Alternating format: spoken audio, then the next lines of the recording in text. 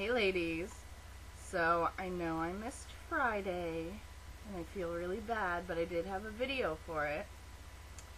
So I'm going to kind of encroach upon Tara's Tuesday, which I hope she'll forgive me for, and snag myself a Monday, and then I'll be back on Friday, so hopefully I'll make up for my absence. Computer fixed. I'm back. You know you missed me. So yeah, here goes. Seems like today I'm looking back. Well, maybe tomorrow I'll see further than my little head allows me to. So I've been thinking about this people who have influenced us question, and I'm kind of with Janelle in that I believe that everybody influences us who enters our life in some way. And I guess I'll include a couple of those. So this is actually going to be filmed over a couple days. But for me, because I have always been, well, I guess up until recently, although I have a few friends, I've always been the person who was kind of alone, who didn't really have that many friends. So I was influenced mostly in my life by writers and by their words. So I'm gonna read a few of those. A really big one for me is Pablo Neruda, and my favorite of his is called Sonnet 17, and I constantly come back to it. I'll think of it when I'm just sitting by myself, but it's, I do not love you as if you were salt rose or topaz, or the arrow of carnations the fire shoots off. I love you as certain dark things are to be loved, in secret, between the shadow and the soul. I love you as the plant that never blooms, but carries itself in the light of hidden flowers. Thanks to your love, a certain solid fragrance risen from the earth lives darkly in my body.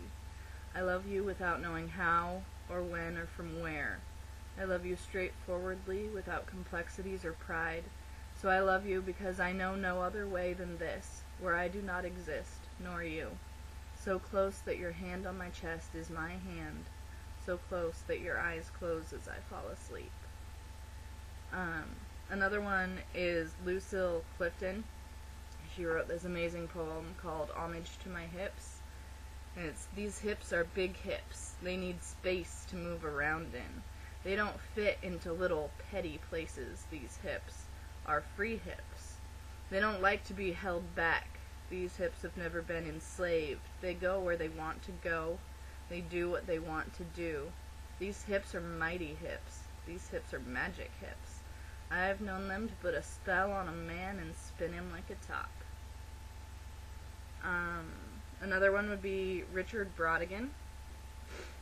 A lot of this is poetry, but I have, I'm obsessed with, I guess I'll start with Gabriel Garcia Marquez because it's fiction and that's what I write. I'm obsessed with him. He's amazing, and if you have never read one of his books, you need to. But my favorite of his is called 100 Years of Solitude, and the opening line to it is absolutely incredible. It's many years later, as he faced the firing squad, General Aureliano Buendia was to remember that distant afternoon when his father took him to discover ice. And then one of my favorite quotes from it is, this world must be all fucked up when men travel first class and literature goes as freight.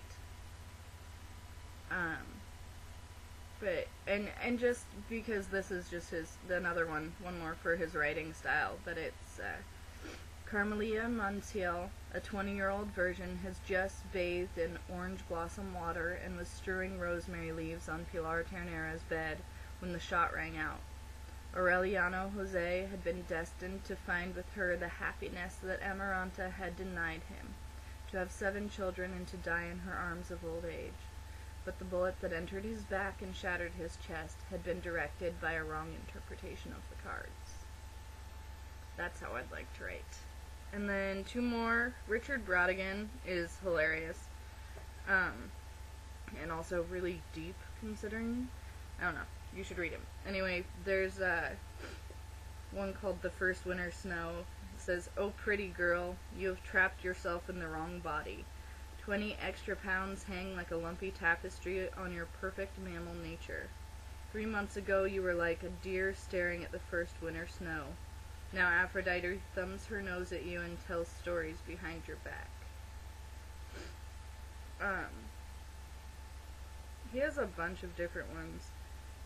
There's one called The Pill versus the Spring Hill Mine Disaster, and my mom used to tell me about it when I was a kid. But I'm not going to tell you because you have to look it up. And then, of course, Miss Margaret Atwood, and I'll just read you one of hers, even though there are two I really like. This one's called A Foundling. "He left himself on my doorstep, abandoned in the shabby basket of his own ribs. My heart wept custard. I took him in. Warmed in the kitchen, he swelled, absorbing. He will not leave. I am afraid to move him. What should I feed him? He never talks. He sits in the middle of the kitchen floor, staring at the bright scars traced on his body, fascinated. At first, I thought they were notched on him by pain, but now I see that they are only the colored pictures of places he once lived and thinks no one else has ever been."